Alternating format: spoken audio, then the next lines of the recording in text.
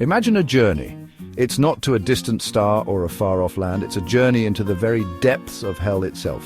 This is the journey Dante Alighieri takes us on in his epic poem, The Inferno. Written in the early 14th century, The Inferno is the first part of the Divine Comedy. It's a powerful and terrifying vision of the afterlife filled with vivid imagery and profound symbolism. Dante's Inferno is more than just a story, it's a journey of the soul. It's a powerful exploration of sin, morality, and the human condition. It shows the consequences of our choices and the eternal punishments that await the damned. The poem is also a reflection of the political and religious turmoil of Dante's time, offering a critique of his contemporary society. The Inferno takes us on a journey through the 9 circles of hell, each more harrowing than the last. Each circle represents a different category of sin, meticulously detailed and horrifyingly real. The deeper we go, the more horrifying the punishments become, reflecting the severity of the sins committed. Dante's journey is not a solitary one. He is accompanied by a guide. He's guided by the Roman poet Virgil, who serves as his mentor and protector. Virgil represents reason and human wisdom, guiding Dante through the chaos and despair. Together they witness the punishments of the damned, each one a cautionary tale. They meet historical figures and mythological creatures, each with their own story and fate. The Inferno is a powerful reminder of the importance of morality and the consequences of our actions. It also shows us the power of literature to explore the deepest questions of human existence, leaving us to ponder our own lives and choices.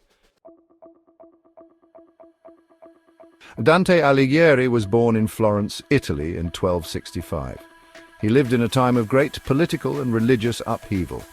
Florence was a city divided by factions. The Catholic Church was also experiencing internal conflicts. Dante was deeply involved in the politics of his time. He held public office and was even exiled from Florence. His experiences in the political arena deeply influenced his writing. The Divine Comedy, including the Inferno, can be seen as a reflection of Dante's own time. The poem is filled with political and religious allegory. Many of the characters in the Inferno are based on real people from Dante's life. Dante's use of allegory allowed him to comment on the corruption and hypocrisy he saw around him. He could criticize powerful individuals without directly naming them. This made his work both subversive and enduring. Dante's hell is structured as a vast underground funnel. It has 9 concentric circles, each representing a different category of sin. The sins progress in severity as we descend deeper into hell. The first 5 circles punish sins of incontinence. These are sins of passion and lack of self-control.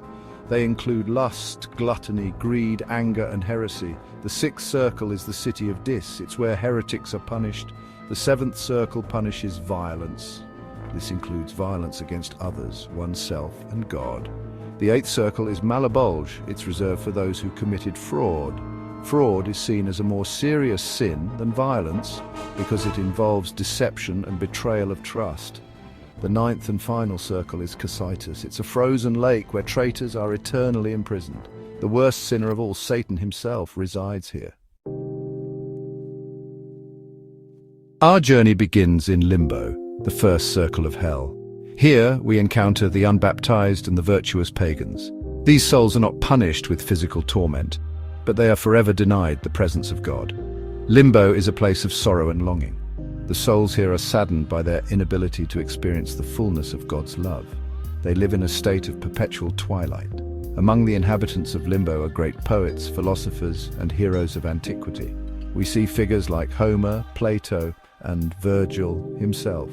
Dante's inclusion of these virtuous pagans in Limbo raises questions about salvation and God's mercy. It suggests that even those who lived good lives but were not Christian are excluded from paradise.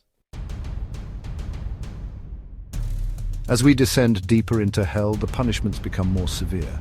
In the 2nd circle, we encounter those consumed by lust. They are tossed about by a whirlwind, symbolizing their lack of control over their desires. The 3rd circle is reserved for gluttons. They are forced to lie in a vile slush. It represents their excessive indulgence in food and drink. In the 4th circle, we find the hoarders and the wasters. They are condemned to eternally push massive weights, symbolizing their obsession with material possessions. Dante's descriptions of these punishments are vivid and disturbing. They serve as a warning to the reader about the consequences of succumbing to sin. They remind us that our choices have lasting impacts. Section 6. Anger, heresy and violence. The fifth circle of hell is a place of anger and violence. Here we witness souls fighting each other in the river Styx. They represent the wrathful and the sullen. In the sixth circle we enter the city of Dis. It's guarded by fallen angels and the three furies. Heretics, those who denied the immortality of the soul, are punished. The seventh circle is divided into 3 rings. Each ring punishes a different type of violence. The outer ring is for those who were violent against others. The middle ring is for those who were violent against themselves. The inner ring is for those who were violent against God, nature, or art. Dante's descriptions of these punishments are increasingly grotesque. They highlight the destructive nature of anger, hatred, and violence. Section 7. Fraud and treachery, the 8th and 9th circles. The 8th circle, Malebolgia, is reserved for the fraudulent. This circle is a terrifying place filled with deceit and trickery. It's divided into 10 bolgias or ditches, each punishing a different type of fraud. These ditches are filled with the souls of those who deceived others in life. We see seducers, flatterers, simonists, and hypocrites, among others. Each group suffers a punishment that reflects their sins. The punishments in Malebolgia are often ironic and fitting to the crimes committed. They serve as a grim reminder of the consequences of deceit. For example, hypocrites are forced to wear heavy lead cloaks. These cloaks are beautiful on the outside, but hideous and heavy on the inside. These cloaks represent the burden of their deceit. The weight of their lies is a constant, crushing presence. The 9th and final circle, Cocytus, is a frozen lake. This circle is the coldest and most desolate part of hell. It's where traitors are punished. Those who betrayed their loved ones, their country, or their benefactors are condemned here. The worst offenders are frozen up to their necks in ice. Their faces contorted in eternal agony, they are unable to move or escape. They represent the ultimate betrayal of trust. Their punishment is a reflection of the coldness and cruelty of their actions. At the very center of Cocytus lies Satan himself. He is the most infamous traitor, having betrayed God. He's trapped in the ice, eternally flapping his wings. This futile action only serves to create a cold wind that freezes the lake even more. This only creates a cold wind that further freezes the lake. The endless cycle of his punishment is a testament to his eternal damnation. Satan's punishment is a fitting symbol of his role as the embodiment of evil and treachery. His eternal suffering is a stark reminder of the consequences of ultimate betrayal. Section 8. The significance of Dante's Inferno. Dante's Inferno is a literary masterpiece. It has had a profound impact on Western literature, art, and culture. The poem's vivid imagery, allegorical richness, and exploration of sin and morality continue to resonate with readers centuries later. The Inferno is not just a story about hell, it's a reflection on the human condition. It explores the consequences of our choices and the power of sin to corrupt the soul. The poem also offers a message of hope. Dante's journey through hell is ultimately a journey of redemption. Dante's Inferno has inspired countless artists, writers, and musicians.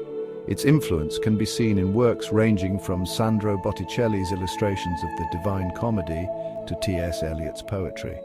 The poem's themes continue to be explored in modern literature, film, and television. Section 9. Dante's enduring legacy. Dante Alighieri's Inferno remains a powerful and enduring work of literature, a cornerstone of the Western literary canon. Its vivid imagery, allegorical depth, and exploration of sin and redemption continue to captivate readers centuries after it was written. The poem's intricate layers reveal new insights with each reading. The Inferno is a journey into the darkest recesses of the human soul, a descent into the abyss of human frailty and moral failure. But it's also a testament to the power of hope and redemption, illustrating that even in the darkest moments, light can be found. Dante's masterpiece continues to inspire us to examine our own lives, confront our own demons, and strive for a better future. It challenges us to reflect on our actions and their consequences. The poem's themes of sin, punishment, and redemption are timeless and universal, resonating with readers across different cultures and eras. They transcend the cultural and historical context in which the poem was written, making Dante's work relevant even today. Dante's Inferno continues to remind us that our choices have consequences and that the path to redemption is always open to those who seek it. It serves as a moral compass, guiding us through the complexities of human existence. Dante's legacy is not confined to the realm of literature. His influence extends far beyond the written word. His influence can be seen in art, music, philosophy, and even popular culture. The themes and characters of the Inferno have permeated various forms of creative expression. The Inferno has become an integral part of our collective imagination, shaping narratives and inspiring countless adaptations. It continues to shape our understanding of good and evil, heaven and hell, and the very nature of the human soul. Dante's vision endures, reminding us of the eternal struggle between light and darkness within us all.